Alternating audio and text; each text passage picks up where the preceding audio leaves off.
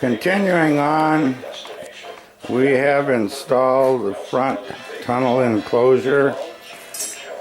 As you can see, I like to use self-tapping bolts to fasten all these things together.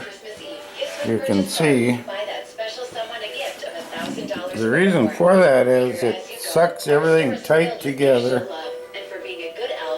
so you don't have to use clecos or clamps or anything.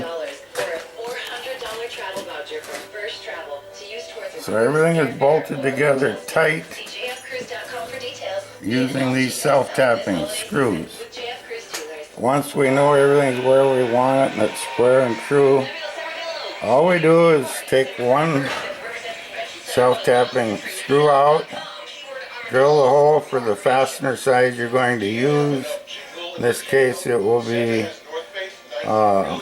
stainless steel button head little bolts of lock nuts. The button head stainless look real close to solid rivets, as you can see here.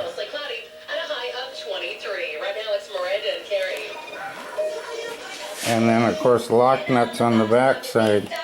You can do this anytime you can get at the back side and put the lock nut on. There will be some cases where you'll have to use pop rivets, and for this particular build we're going to use cherry rivets, which is stronger, maybe 30-40% stronger than an ordinary pop rivet.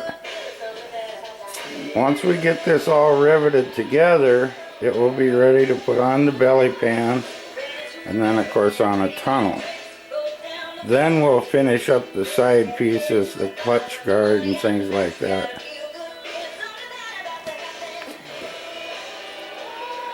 Next step, rivet it all together.